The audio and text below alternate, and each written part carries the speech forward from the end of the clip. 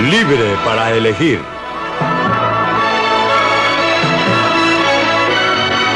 Una opinión personal de...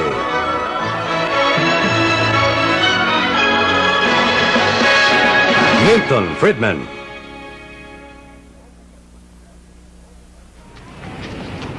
¿Cómo permanecer libre? Cada día, cientos de personas acuden al Capitolio en Washington, D.C., atraídos solamente por el poder. Son comités de acción política que son incapaces de decidir. Algunas cartas, alguna correspondencia de los electores. Ese poder se ha acumulado aquí durante los últimos 50 años en la sede del gobierno del país más poderoso del mundo. Este es Bill Hendricks de mi personal. ¿Cómo está? Mucho gusto en conocerlo. ¿Cómo está? ¿De qué está hablando? Creo que está hablando de pistolas. ¿No le parece a usted que es peligroso? Hola, este es Warren Richardson. Oh, Mary, sí. ¿En qué estás pensando? Warren Richardson se gana la vida sabiendo quién tiene poder e influencia para intercambiar. Sí, muy bien. Estaré aquí esperándolo. Es un miembro del Cabildo. Gracias, adiós. La posición oficial del gobierno sobre este proyecto de ley es, sin embargo, que su consideración sería prematura en este momento, en vista de que los... Trata con gente como esta, miembros del Comité de Agricultura de la Cámara. Ellos crean algunas de las leyes y reglamentos que, entre otras cosas, controlan el alimento que comemos. Son elegidos funcionarios, los que tienen poder para gastar millones de dólares de nuestro dinero en impuestos. Incluye toda la página 2 y el total de la 3. A mucha gente le gustaría poner sus manos en ese dinero. Ese es el tipo de materia que nunca debe aparecer en los libros de estatutos y creo que cualquiera que haya participado en el Comité de Justicia lo sabe.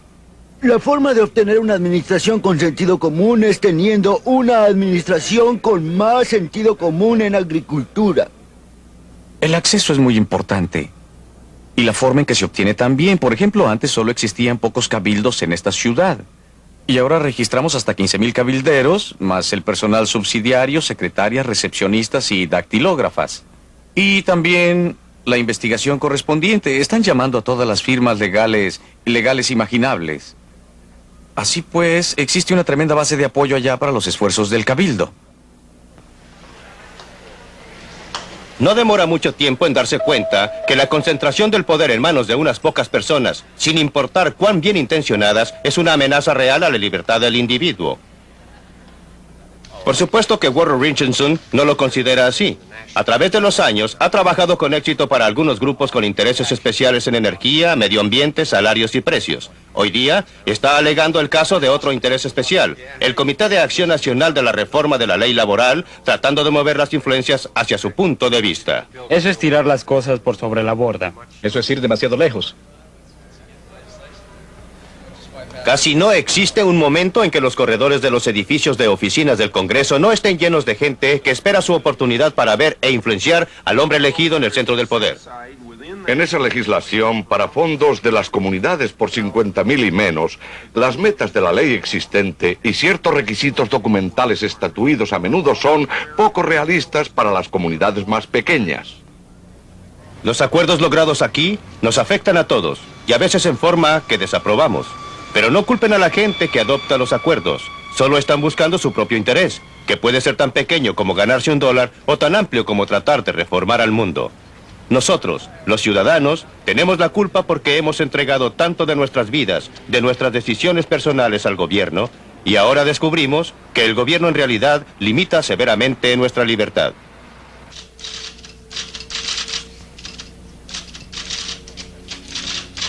La oficina enchapada en piel y en madera de un diputado en Washington, D.C. es la meca para aquellos que tratan de obtener influencia detrás de la escena.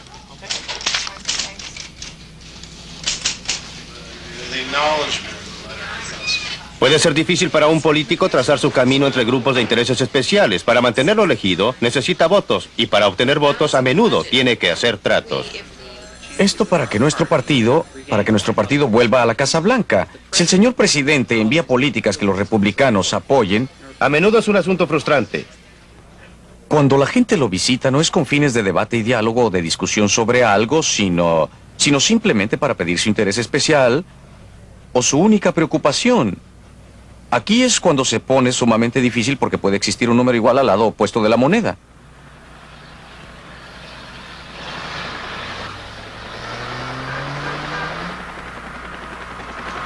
Siempre que vengo a Washington, me impresiona nuevamente ver cuánto poder está concentrado en esta ciudad.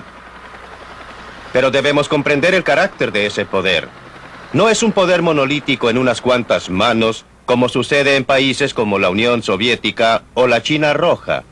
Está fragmentado en muchos pedacitos y piezas, y cada grupo especial alrededor de la nación está tratando de coger los pedazos y piezas que pueda. El resultado es que no hay punto de discusión en que no se encuentra el gobierno a ambos lados. Por ejemplo, en uno de estos edificios sólidos, diseminados a través de toda esta ciudad, llenos hasta reventar de empleados gubernamentales, que algunos están sentados tratando de idear cómo gastar nuestro dinero para desalentarnos de fumar cigarrillos. En otro de estos edificios sólidos, quizá no muy lejos del primero, algunos otros empleados igualmente dedicados, igualmente trabajadores, están tratando de idear la forma de gastar nuestro dinero para subsidiar a los agricultores a que cultiven tabaco. En un edificio están estudiando cómo mantener los precios bajos, en otro edificio tienen planes para subir los precios que reciben los agricultores o los precios de las importaciones o impedir la entrada de productos baratos. Establecimos un enorme departamento de energía con 20,000 empleados para alentarnos a ahorrar energía. Establecimos un enorme departamento de protección ambiental para idear maneras de tener aire más limpio que involucra usar más energía. Ahora que muchos de estos efectos se cancelan entre sí. Pero esto no quiere decir que estos programas no hagan mucho mal y no hay cosas muy malas a su respecto. De una cosa pueden estar seguros: los costos no se cancelan entre sí, se suman. Cada uno de estos programas gasta más dinero de nuestros bolsillos, del que podríamos usar para comprar bienes y servicios para cubrir nuestras distintas necesidades. Todos estos programas usan a gente muy capaz y muy hábil también, que podrían estar haciendo cosas productivas. Todos ellos preparan reglas, reglamentos, papeleo, formularios que llenar. Dudo que exista una persona en este país que no viole en una forma o en otra estas reglas o reglamentos o leyes cada día. No porque quiera o tenga intención de hacerlo, sino porque es imposible para cualquiera que sepa lo que son. Estas son las cosas malas. Pero también hay algo bueno en esta fragmentación del poder, y es que nos permite hacer algo al respecto. Si el poder estuviera realmente concentrado en unas pocas manos monolíticas, sería imposible reformar el sistema. Pero como está fragmentado, como está dividido, podemos observar cuánto derroche existe. Podemos ver cuán ineficiente es y cómo la mano izquierda pocas veces sabe lo que está haciendo la derecha. Pero no siempre fue así.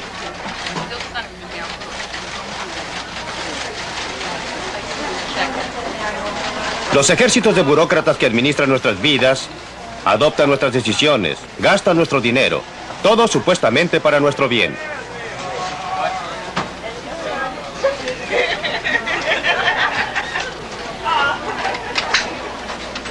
Nuestra nación fue creada con algo fundamentalmente distinto en mente.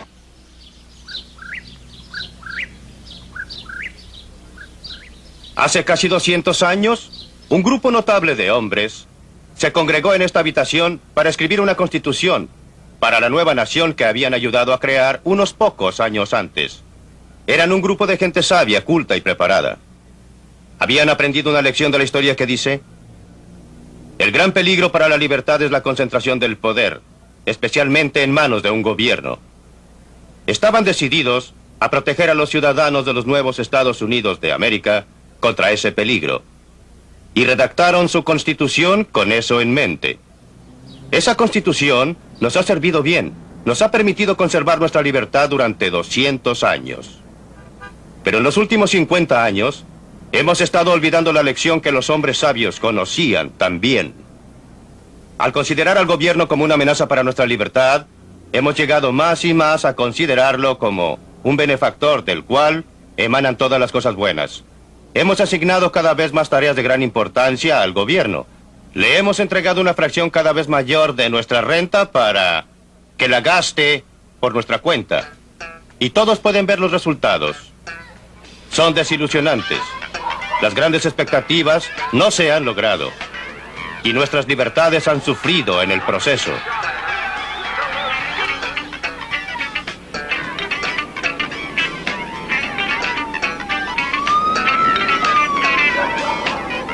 ¿Dónde se echó a perder? El gobierno comenzó a participar en forma creciente en nuestros asuntos personales hace casi 50 años. Fue en 1933, en el punto más bajo de la peor depresión de la historia. Se radicó la idea de que el capitalismo había fallado y que la falla era responsable de la tragedia humana y económica. A comienzos de la década del 30, Franklin Delano Roosevelt y sus asesores se reunieron aquí para idear programas para solucionar los problemas de la depresión. Su respuesta fue dar mayor poder al gobierno central. De ese comienzo hemos llegado hoy día al estado de benefactor.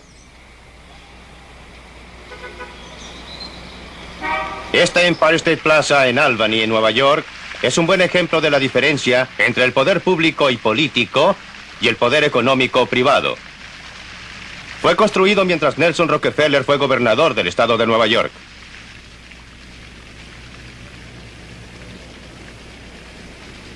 La familia Rockefeller ha gastado millones de su dinero privado en buenas causas. Ha dotado a universidades como la mía en la Universidad de Chicago. Ha financiado investigaciones médicas. Ha reconstruido Williamsburg. Pero no todo el dinero privado de la familia Rockefeller les ha dado nada parecido a la cantidad de poder que pudo tener Nelson Rockefeller como gobernador del estado de Nueva York. Construyó monumentos similares a este por todo el estado, usando cada recurso que pudo idear para financiarlos. Cuando dejó su cargo, los impuestos por persona en el estado de Nueva York eran más altos que cualquier otro estado del país, con la única excepción de Alaska. Y además existía una deuda monumental. Tanto así que su sucesor, quien tenía la reputación como diputado demócrata de ser un gran gastador, tuvo que usar en su discurso inaugural prédicas para las virtudes de la austeridad y para decir que había concluido el tiempo de vino y rosas.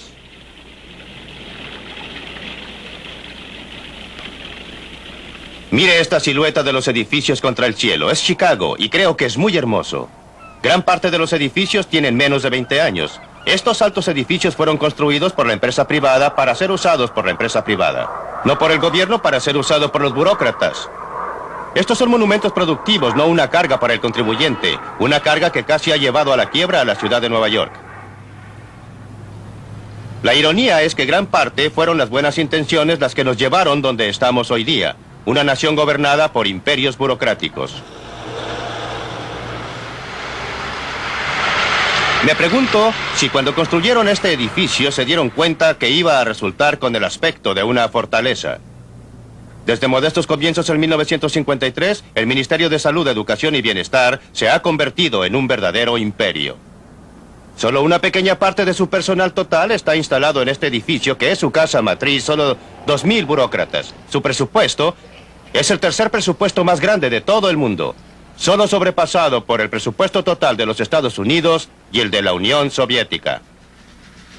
Emplea directamente a 150.000 personas a horario completo y el imperio que rige emplea a otro 1.000.000.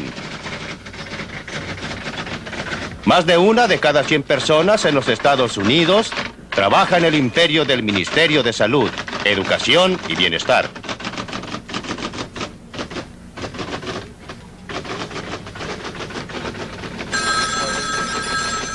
Como hemos visto en esta serie de películas, el Ministerio de Salud, Educación y Bienestar está gastando grandes cantidades de nuestro dinero cada año en salud. Un efecto es simplemente alzar los honorarios y precios de servicios médicos y de hospital, sin una mejoría correspondiente a la calidad del cuidado que recibimos. Está controlando más y más el alimento y drogas que compramos, desalentando en el proceso el desarrollo e impidiendo la comercialización de nuevas drogas que podrían estar salvando muchas decenas de miles de vidas al año. En el terreno de la educación, las sumas que se están gastando se están yendo a las nubes, pero existe consenso que la calidad de la educación está declinando. Más y más dinero está siendo gastado y se están aplicando controles cada vez más rígidos para promover la integración racial. Pero nuestra sociedad se está fragmentando aún más. En el campo del bienestar social, cada año se están gastando miles de millones de dólares en una época en que el estándar de vida del norteamericano promedio es el más alto de su historia. Y están creciendo las listas de prestaciones asistenciales. En el Seguro Social, el presupuesto es colosal, pero está en grandes dificultades económicas. Los jóvenes se quejan, y con mucha razón, respecto a los altos impuestos que deben pagar, y es que esos impuestos son necesarios para financiar los beneficios que reciben los ancianos. Y los ancianos se quejan, y también con justicia.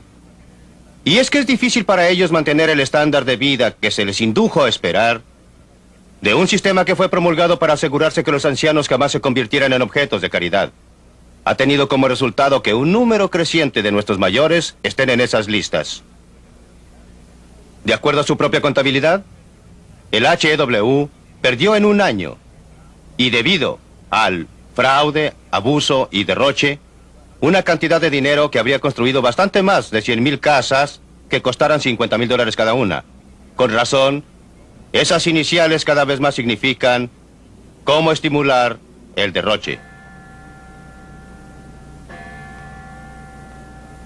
¿Han descubierto en algunas ciudades que sobre el 20 al 25% de la gente que actualmente está recibiendo ayuda no tienen derecho a hacerlo o están recibiendo más de lo que debieran? Y al estudiar esto parece que el motivo principal no son las mismas leyes del bienestar, sino la forma en que son administradas, que es muy relajada y suelta.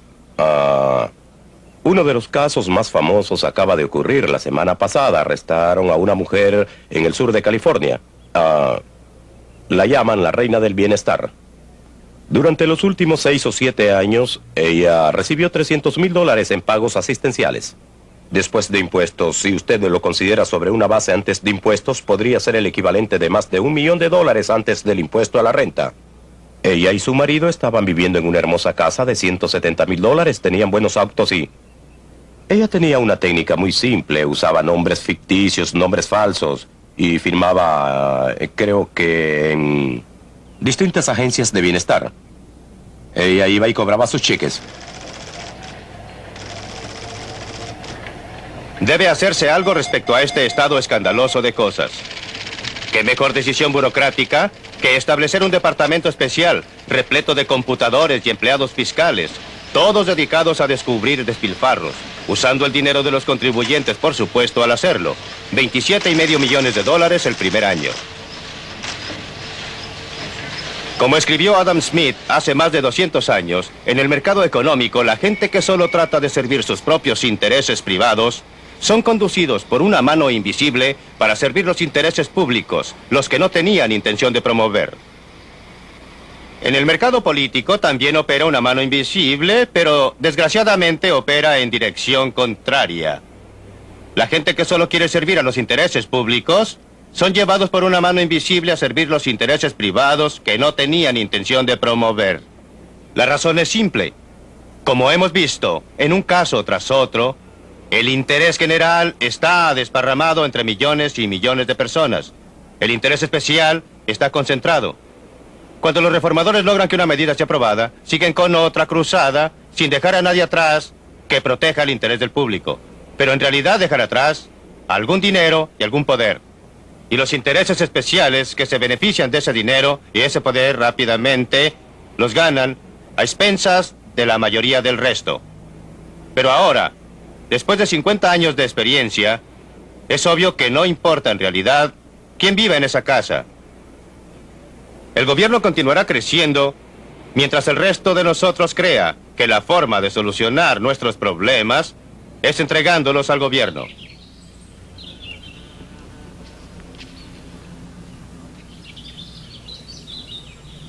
Pero aún existen personas que quieren solucionar sus problemas, que quieren usar sus propias habilidades, energías y recursos.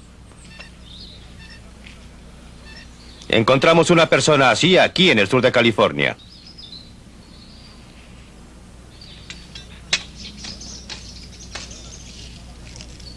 John McColm, un bombero, estaba planeando su jubilación. Decidió realizar la ambición de su vida. Construiría su propio hogar con sus propias manos. Compró un sitio con una vista magnífica, despejó el terreno y se dio cuenta que era el primer hombre que jamás había cultivado esta tierra. Lo hizo sentirse bien. Trajo una casa rodante al borde de su sitio y se trasladó con su esposa a vivir ahí mientras trabajaban en la casa.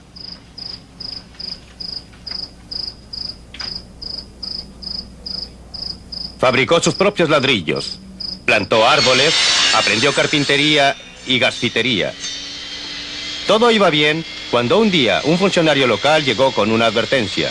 Estaba muy bien que edificara una casa, dijo, pero era en contra de los reglamentos vivir más tiempo en la casa rodante. Los Macomb se sintieron agraviados, opinaron que las reglas eran burocráticas y disparatadas. Decidieron dejar la casa rodante exactamente donde estaba y desafiar a las autoridades.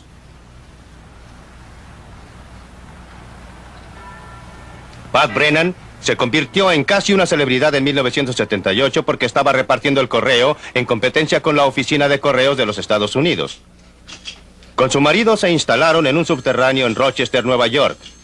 Pronto empezaron a progresar. Cobraban menos que el correo y garantizaban la entrega de los paquetes y cartas el mismo día en el centro de Rochester. No hay duda ahora que estaban violando la ley de ese momento. La oficina de correos los demandó. El caso contra ellos era simplemente que no debían manejar cartas. Los Brennan decidieron pelear y los hombres de negocios locales proporcionaron el respaldo financiero. Creo que va a ocurrir una revolución tranquila y quizás veamos su comienzo. Quizás podamos ver a gente peleando con los burócratas, cuando años atrás no lo haríamos porque seríamos aplastados. Ahora, con la revolución de impuestos y lo que estamos haciendo, la gente está decidiendo que sus destinos les pertenecen y no a alguien en Washington que no se interesa por ellos. Así pues, no es cuestión de anarquía. Es una cosa que la gente está analizando el poder de los burócratas y lo está rechazando. Las llevo, sí. Muy bien. Los clientes de los Brennan son muy específicos en algo. Después de todo, el servicio Brennan es más barato que el correo ordinario. No estamos seguros de haber hecho nada ilegal. Y me gustaría saber más sobre esto y espero que se conozca más en el país que hasta ahora y alguien escuchará su petición. Porque cuando usamos a los Brennan sabemos con certeza que ese mismo día se va a hacer la entrega. Y estamos seguros que pasará día tras día tras día. Mientras que con el otro sujeto, no estamos seguros ni sabemos en qué estado va a llegar allá. Por eso apoyo a los Brennan 100% y los ayudaré en todo lo que pueda hacer. La cuestión de libertad se presenta en cualquier clase de negocio. Si acaso usted tiene derecho a desarrollarlo y el derecho a decidir lo que va a hacer. También existe la cuestión de la libertad de los consumidores para utilizar un servicio que encuentran barato y que es mucho mejor. Según el gobierno federal y el cuerpo de leyes Private Express Statutes, no tengo libertad para iniciar un negocio y el consumidor no tiene libertad para usarlo. Lo que parece muy extraño en una nación como esta, que el contexto total está basado en la libertad y la libre empresa. La oficina de correos ganó el caso. Llegó hasta la Suprema Corte del Estado y los Brennan fueron clausurados. No pudieron continuar con el negocio de repartir correspondencia.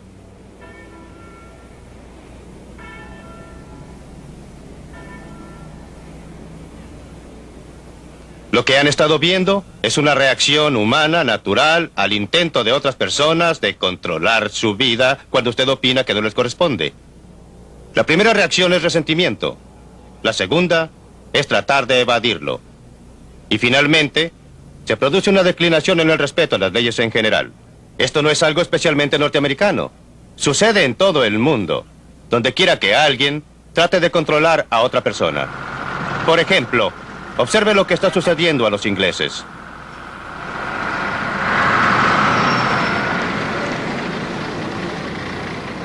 Durante la mayor parte del siglo pasado, Inglaterra era conocida a través del mundo por el respeto que tenían sus ciudadanos por la ley. Pero ya no ocurre.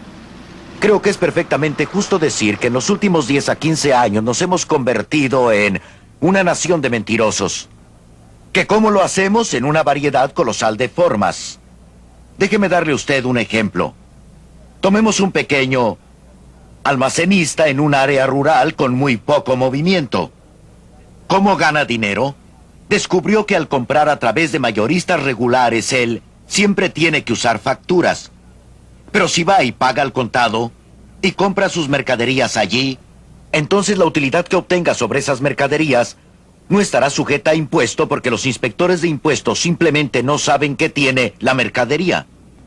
Consideremos el extremo superior. Si observa a un director de compañía, existen toda clase de maneras en que pueden hacerlo. Compran sus alimentos a través de la compañía. Toman sus vacaciones por cuenta de la compañía. Registran a sus esposas como directores de la compañía aunque jamás visiten la fábrica. Construyen sus casas a costa de la compañía por el ardid muy simple de construir la fábrica al mismo tiempo que sus casas. Sucede a través de todos los niveles. La persona ordinaria que hace trabajos ordinarios o la persona que hace trabajos muy serviles hasta el extremo superior. Hombres de negocios, políticos altos, miembros del gabinete, miembros del Senado, todos lo hacen. Creo que casi todos creen actualmente que el sistema es básicamente injusto. Y todos tratan de evadir el sistema tributario. Una vez que esto ocurre, y una vez que existe un consenso de que un sistema tributario es injusto, el país en efecto se convierte en una especie de conspiración. Y todos se ayudan entre sí a lograr evadir. No será difícil en este país porque la otra gente en realidad quiere ayudarlo. Y en 50 años no es diferente, dice la gente. No, no lo es. No es como debería ser. Así pues, esa es la primera razón, el nivel de impuestos muy alto. Pero creo personalmente que existe otro factor que considerar. Y es que a través de los años hemos tenido un enorme crecimiento en la burocracia y en los gastos del gobierno. Esta evasión merma, si usted lo quiere así, la protección a la gente, al ciudadano. Usted sabe, servicio de salud, todo el tipo de beneficios de una u otra clase. Y creo que la gente ha llegado a estar consciente de un nuevo factor. Un sentimiento de que las cosas ya no tienen todo el valor que tenían, que el dinero no es algo vital, si falta se obtiene de alguna institución gubernamental. Evasión criminal de impuestos en Gran Bretaña. Leyes y reglamentos desafiados en los Estados Unidos. No hay nada que celebrar. Lo que es alentador es que a través del mundo libre, el público está reconociendo los peligros de un gran gobierno y está adoptando medidas para controlarlo, pero no será una tarea nada fácil reducir el tamaño del gobierno. Hoy día, en nación tras nación, el interés especial más fuerte ha llegado a ser la burocracia atrincherada, ya sea a nivel nacional o local. Además, cada uno de nosotros obtiene beneficios especiales de uno u otro programa gubernamental. La tentación es tratar de reducir al gobierno a costa de otros, manteniendo al mismo tiempo privilegios especiales. Eso representa un atolladero. El enfoque correcto es atacar de cabeza el crecimiento exclusivo de los gastos gubernamentales. Demos un presupuesto al gobierno, igual que nosotros tenemos un presupuesto. Un movimiento en esta dirección ya se está produciendo en los Estados Unidos con las numerosas proposiciones de enmiendas constitucionales que limitan los gastos del gobierno. Varios estados ya han adoptado tal enmienda. Existe una fuerte presión por una enmienda similar a nivel federal. Las enmiendas deben forzar al gobierno a operar dentro de un presupuesto estricto.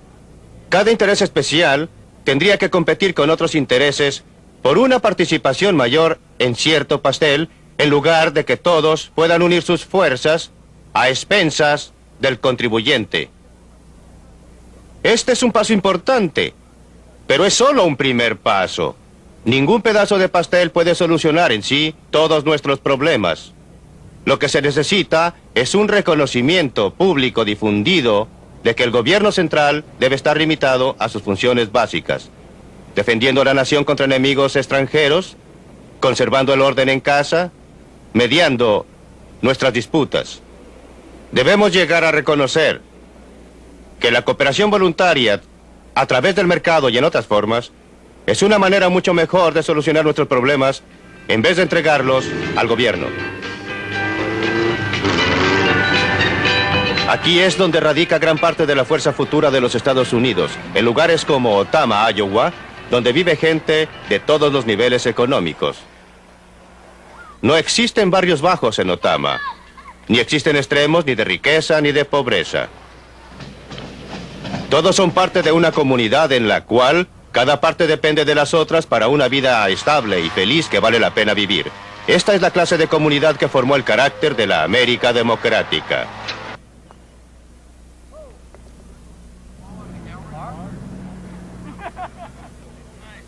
Comenzamos esta serie enfatizando dos ideas.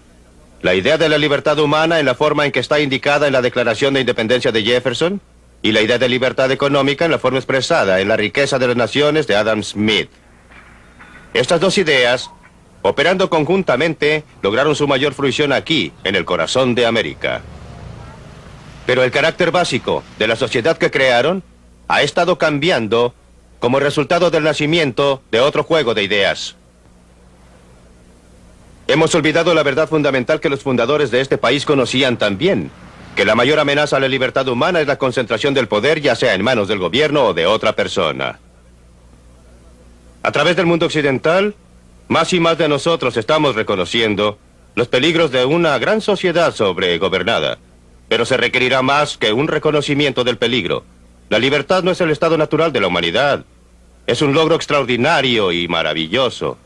Necesitará la comprensión de lo que es la libertad y de dónde vienen los peligros a la libertad.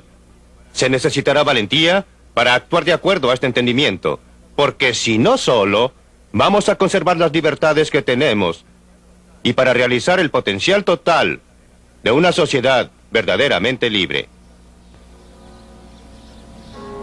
Universidad de Chicago, otoño de 1979.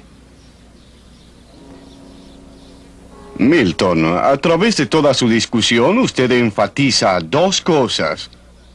Las teorías de Adam Smith sobre el mercado libre y Thomas Jefferson sobre el poder central. Algo que me preocupó un poco en su discusión fue que me pareció que usted se asemejaba algo a la forma en que los psicoanalistas hablaban de Freud. Que aunque usted cree que ellos nos dieron la palabra y aunque han transcurrido 200 años desde entonces, sigue siendo palabra. Las circunstancias no han cambiado su significado en modo alguno. ¿Es usted tan rígido en sus ideas? Existe una gran diferencia entre principios y la aplicación de los principios. La aplicación de un principio tiene que tomar en cuenta las circunstancias, pero los principios que explican cómo opera un automóvil, esos no son diferentes de los principios que explican cómo operaba un coche tirado por un caballo o cómo operaba un arco y sus flechas. Los principios que Adam Smith enunció, la filosofía enunciada por Thomas Jefferson, son tan válidas hoy como lo eran entonces, pero las circunstancias son diferentes y por consiguiente la aplicación en muchos casos es diferente. En adición, ha habido una gran cantidad de trabajo y estudio y actividad de eruditos. Desde entonces sabemos mucho más de la forma en que opera la economía de lo que sabía Adam Smith. Así que él estaba equivocado en muchos detalles individuales de su teoría, pero no en su visión general, en su concepción de lo que ocurriría, y sin ningún organismo central que lo planificara. Millones de personas podían coordinar sus actividades en una forma que era mutuamente beneficiosa para todos. Ese concepto central es igualmente válido hoy, como lo fue entonces, y en realidad, tenemos más razón de confiar en él ahora que antes, pues nosotros tenemos 200 años más de experiencia para observar cómo opera. Correcto. Volvamos a Jefferson. Usted dice, reduzca las funciones del gobierno central a las funciones básicas propugnadas por Jefferson. ¿Cuáles eran? Defensa contra los enemigos extranjeros, preservar el orden en casa y mediar en nuestras disputas. Pues bien, ¿cree que podemos hacerlo en el mundo complicado y complejo en que vivimos hoy día sin crear problemas serios? ¿Qué le parece que miremos las actividades del gobierno en nuestro complejo mundo actual y preguntemos hasta qué punto se ha debido el crecimiento del gobierno a esas complejidades? La respuesta es muy poco en realidad. ¿En qué área ha crecido el gobierno más rápidamente? En obtener dinero de algunas personas y darlo a otras. El área de transferencia. El HEW, un presupuesto 1,5 veces el presupuesto total de defensa. En esa área es donde ha crecido el gobierno. En esa área es donde ha entrado la tecnología. No ha sido por hacer que ciertas funciones del gobierno sean necesarias, sino haciendo posible para el gobierno hacer cosas que no podía haber hecho antes. Sin computadores modernos, sin métodos modernos de comunicación y transporte, sería totalmente imposible administrar la clase de gran gobierno que tenemos ahora. Por eso diría que la relación entre tecnología y gobierno ha sido que la tecnología ha hecho posible al gran gobierno en muchas áreas, pero no lo ha necesitado. Yo creo que usted culpó al gobierno por la gran depresión que sufrimos desde el año de 1929 al año de 1933. Y claro que usted culpó a Franklin Delano Roosevelt de todo. Pero la mayoría de la gente considera que él salvó nuestra economía libre del desastre. En vista de la catástrofe de la Gran Depresión, no tengo ninguna duda que medidas gubernamentales de emergencia eran necesarias. El gobierno había creado un caos. No el gobierno de FDR, sino el gobierno que lo precedió, aunque en realidad fue principalmente el sistema de la Reserva Federal que en realidad no estaba sujeto a elección. Pero cuando FDR actuó hizo dos cosas muy diferentes. Lo más importante, ¿había el gobierno creado un caos por lo que hizo o por lo que no hizo? Por lo que hizo, por sus políticas monetarias que forzaron y produjeron una fuerte declinación de la cantidad total de dinero. Existía un mal manejo del aparato monetario. Si no hubiera existido el sistema federal de reserva, en mi opinión, no habría existido una gran depresión entonces. Pero la depresión había ocurrido. Y fue una catástrofe de una clase casi inimaginable. No culpo en absoluto y, por el contrario, alabo a Roosevelt por algunas de las medidas que adoptó. Obviamente no eran las mejores, pero eran medidas de emergencia. Tenía una emergencia y tenía que enfrentarla. Y las medidas de emergencia, tales como el programa de ayuda, aún el WPA, que fue un programa para crear trabajo, sirvieron funciones muy importantes. Él también desempeñó una función muy importante al darle a la gente confianza en sí misma. Su gran discurso sobre lo único que tenemos que temer es al miedo fue ciertamente un elemento muy importante para devolver la confianza al público en general. Pero él fue mucho más allá. También comenzó a cambiar, bajo la presión pública, la clase de sistema de gobierno que teníamos. Si vamos más allá de las medidas de emergencia, las que él consideró como medidas de reforma, cosas como NRA y AAA declaradas inconstitucionales, luego al sistema del seguro social, Ahora consideremos el sistema de seguridad social. La gente lo quería esa protección, estaban asustados, deseaban ayuda. No. Usted dijo presión. ¿Presión de quién? Presión de la gente que estaba expresando lo que ellos creían que debían tener. ¿No existía una demanda pública amplia por programas de seguridad social? La demanda por... Ninguna demanda por prestaciones asistenciales con 13 millones de personas. Por ayuda. Yo estaba separando las medidas de emergencia de las medidas permanentes. El Seguro Social en los primeros 10 años de su existencia no ayudó a casi nadie, solo obtuvo dinero. Muy pocas personas tenían derecho a los beneficios. No era una medida de emergencia, era una medida a largo plazo. Y tenía que venderse al público norteamericano, principalmente por el grupo de reformadores, intelectuales, agencias, la gente asociada con el FDR. La seguridad social es uno de los programas más engañosos. Ha sido vendido como un programa de seguro y no es un programa de seguro. Es un programa que combina un mal impuesto, un impuesto sin intereses sobre los salarios hasta un máximo, pero es un sistema muy injusto y desigual para conceder beneficios bajo el cual algunas personas obtienen mucho y algunas personas poco. De modo que el Seguro Social... ¿Usted aboliría ahora la seguridad social? Yo no rechazaría ninguno de los compromisos que ha tomado el gobierno actual, pero ciertamente reformaría el Seguro Social en forma tal que terminaría con su eliminación final. Usted no tiene miedo entonces del mercado libre bajo ninguna circunstancia. Cuando la cooperación que usted considera necesaria, que usted cree que ésta siempre llega y no llega. Cuando la competencia llega a ser tan fuerte que se convierte frecuentemente en corrupta y que se convierte esta en estúpida. Considere, por ejemplo, lo que está sucediendo en el mercado actual. Los conglomerados se están apoderando de toda clase de... Suponga que vivimos en un hotel que es administrado por un conglomerado. ¿Por qué debe la ITT, por ejemplo, administrar un hotel? ¿Y cómo va usted a evitarlo? Bien, en primer lugar, nuevamente... Sin gobierno, sin algún... Nuevamente, son las medidas gubernamentales las que han promovido los conglomerados. La única razón principal para la existencia de conglomerados es porque son una forma muy efectiva para librarse de la legislación tributaria. Ahora le haré otra pregunta. ¿Quién resulta más afectado por los reglamentos gubernamentales, por el control gubernamental? Creí que se suponía que iba a formular las preguntas. Pero se me advirtió que esto podía ocurrirme a mí.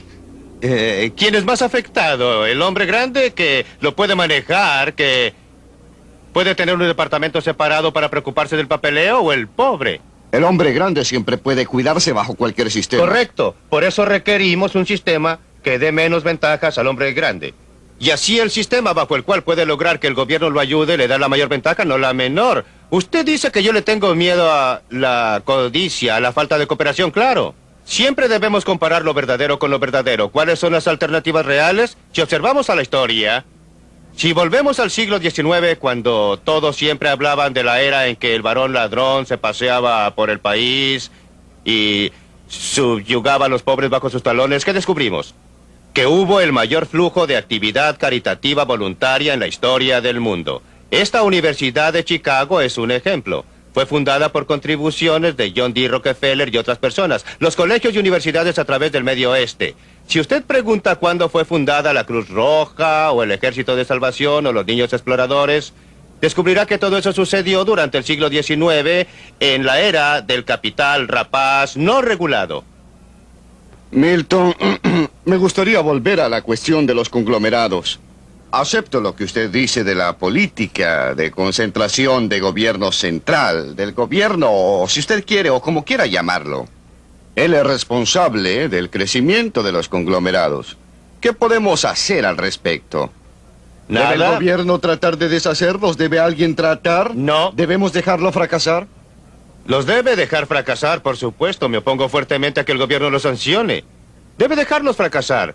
Lo mejor que usted puede hacer, en mi opinión, es primero tener un comercio libre total para que corporaciones de otras naciones puedan competir con las de esta nación para tener solamente 2 o 3 compañías de automóviles. Espere un momento. Pero existe Toyota, existe Volkswagen. La competencia externa es efectiva, pero en segundo lugar... Cuando dice comercio libre completo, ¿se refiere a todo el mundo? No, señor. Quiero decir que los Estados Unidos individualmente, unilateralmente, deben eliminar todas las barreras comerciales. Claro que estaríamos mejor si todos los países hicieran lo mismo. ¿Qué cree que ocurriría si lo hiciéramos? Creo que estaríamos mucho mejor y muchos otros seguirían nuestro ejemplo. Eso ocurrió en el siglo XIX cuando Gran Bretaña en 1846 eliminó unilateralmente todas las barreras comerciales. De modo que yo no... ¿No cree usted que este país sería inundado con bienes de todas clases de todo el mundo, quizás más baratos? ¿Qué haría la gente? Mayor desempleo en ¿Qué este harían país? con su dinero la gente que nos vendió sus mercaderías? Obtendrían dólares. ¿Y qué harían con los dólares? ¿Comerlos? Si ellos quieren mandarnos mercaderías a cambio de dólares, encantados de tenerlos. No es un problema siempre que tengamos un tipo de cambio libre, porque no podremos exportar sin importar, ni podemos importar sin exportar. No habría una reducción en el empleo. Lo que existiría sería una pauta de empleo diferente. Habría más empleo en industrias de exportación y menos empleo en las industrias que compiten con las importaciones. Pero volvamos a los consorcios por un momento. Quiero hacerle una clase distinta de pregunta. Los consorcios no me son muy atrayentes, preferiría muchas empresas pequeñas.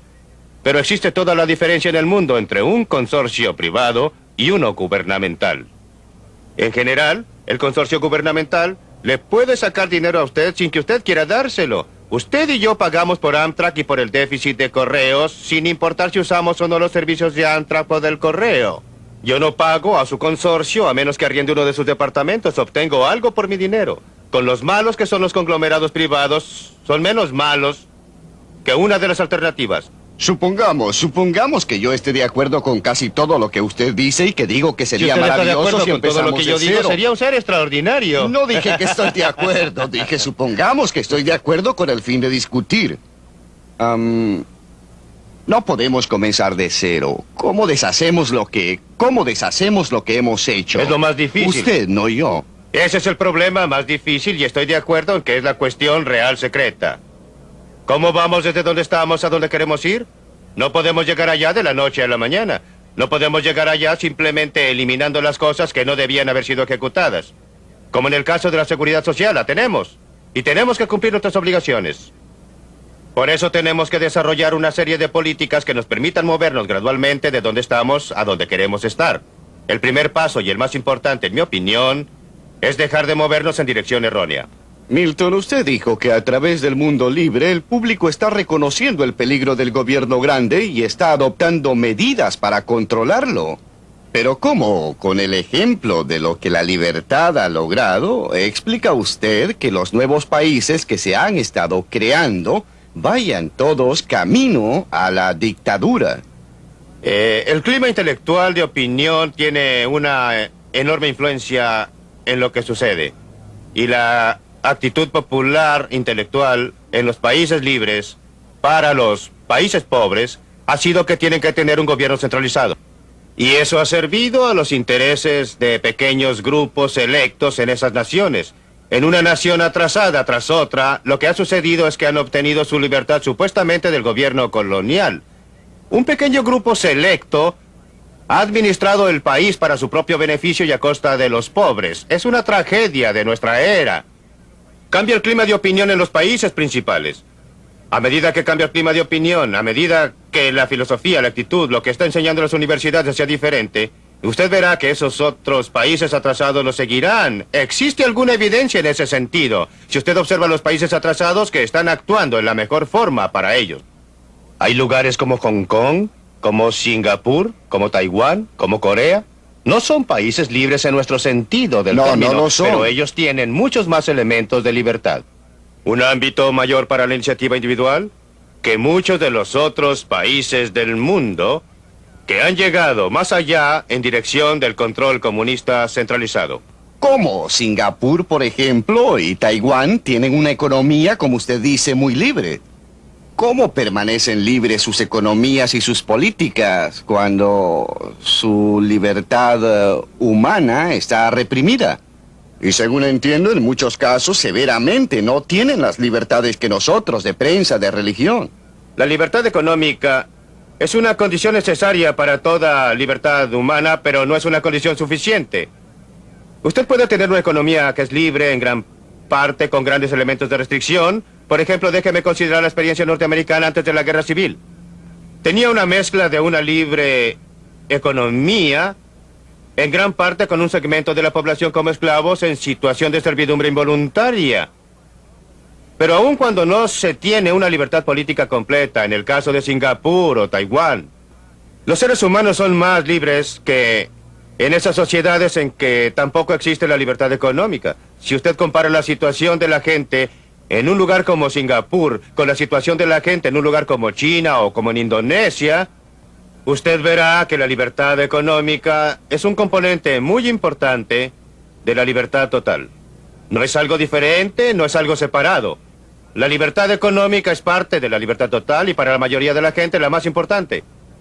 La libertad no representa mucho para un hombre que se está muriendo de hambre. Y si una sociedad libre no lo ayuda, sería muy difícil para él permanecer libre por mucho tiempo. Por eso, la capacidad de una libertad libre para mejorar la situación de la persona común es muy necesaria condición para que permanezca libre, pero no es la razón fundamental porque quiere una sociedad libre, quiere una libre sociedad por los valores humanos y éticos y morales que usted enfatizó que pertenecen a la libertad. La libertad realmente permanece en su valor. Suponga que los valores morales signifiquen mucho para mí, pero no signifiquen nada para el hombre hambriento. Si él no ha tenido tiempo de pensar, no significa absolutamente nada para él. No. ¿Qué va a hacer usted? ¿Cree usted que No, significa algo creo para que él? significa algo para ellos, por supuesto. Muchos hombres han muerto por sus valores morales y han colocado estos valores morales sobre la vida misma. Pero usted y yo, ciudadanos de la sociedad libre, no nos apartaremos Bien, nunca. déjeme expresarlo en forma distinta. Supongamos que usted va y pronuncia un discurso a toda la gente que vive del bienestar público y les dice: miren, la libertad es mucho más importante que el dinero del bienestar social que están recibiendo. Existen conceptos éticos y espirituales al respecto. Hombres han muerto por esto. Supongamos que les dice eso y luego agrega: les vamos a quitar los pagos asistenciales. ¿Qué cree usted que ocurriría? Yo les diría algo distinto. Yo les diría... Me gustaría saber qué haría. Le diré lo que haría y lo que les diría. Les diría: los pagos asistenciales los están corrompiendo. Miren lo que les está sucediendo, lo que está sucediendo con sus hijos. Ustedes estarían mucho mejor en todo sentido. Pero supongamos que ellos le dicen: no estamos en absoluto de acuerdo. Sin Eso esos sería pagos un error. asistenciales estaríamos en una situación terrible. Se equivoca. No estarían en una situación terrible, pero comprendo sus sentimientos y no propongo retirarles la ayuda así, toda de inmediato. Creo que sería intolerable arrojar a los millones de personas que actualmente dependen de esos pagos a las calles. Debemos ir gradualmente. Por eso propuse el impuesto a la renta negativa como una medida de transición que nos permitirá ayudar a la gente que en realidad lo necesita. sin tener al mismo tiempo la clase de caos que tenemos ahora cuando la mayoría de los beneficios van a la gente que no lo necesita, pero observen la forma en que el sistema de bienestar ha estado corrompiendo la verdadera esencia de nuestra sociedad. Hemos metido a la gente en una trampa que no han fabricado. No los culpo. Pero han sido metidos en una trampa donde se les induce a convertirse en cargas, a convertirse en niños. No a convertirse en seres humanos independientes. La virtud del deseo de la libertad es lo que la gente puede hacer con su libertad. La libertad no es un valor individual, es un valor social. Un Robinson Crusoe en una isla. Libertad es un concepto que no significa nada para él. Milton, ¿en qué situación está la libertad de esta nación hoy en día? Es una bolsa mezclada. En algunas áreas tenemos más libertad que la que jamás hemos tenido. En otras áreas nuestra libertad ha sido drásticamente reducida. Nuestra libertad para gastar el dinero que queramos ha sido reducida. Nuestra libertad para dedicarnos a la ocupación que queramos ha sido reducida. Nuestra libertad para iniciar diversos negocios ha sido reducida. Y estas restricciones a nuestras libertades económicas se han trasladado a restricciones a la libertad con que hablamos y conversamos. Las actividades que desarrollamos, nuestras actividades hacia los funcionarios gubernamentales, en esas áreas nuestras libertades han sido ¿Qué hay severamente restringidas. respecto a usted? Usted como individuo, y en realidad tenemos que tratar con millones de cientos, 200 millones, 220 millones de individuos. Con respecto a usted, ¿qué libertad cree que ha perdido? Bien, he sido un individuo muy afortunado. Eso suena como una disculpa. No, no es una disculpa porque voy a agregar algo más. Siempre he dicho que casi la única gente que ha tenido libertad de palabra efectiva estos días en Estados Unidos son los profesores en funciones de su cargo en universidades privadas que están a punto de jubilarse o se han jubilado. Esa ha sido mi situación en los últimos años. Considere, por ejemplo, la libertad de un profesor de medicina en cualquiera de nuestras grandes instituciones. Seguramente su investigación está siendo financiada por el gobierno federal. ¿No cree usted que lo pensaría 2 o 3 veces antes de dar una conferencia sobre los males de la medicina socializada? ¿O considere a uno de mis colegas de la universidad que está recibiendo donaciones de dinero de la Fundación Nacional de Ciencias?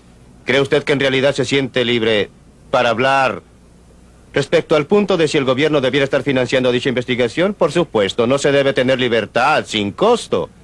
Pero los costos deben ser razonables, no deben ser desproporcionados. Ningún hombre de negocios en esta nación hoy día...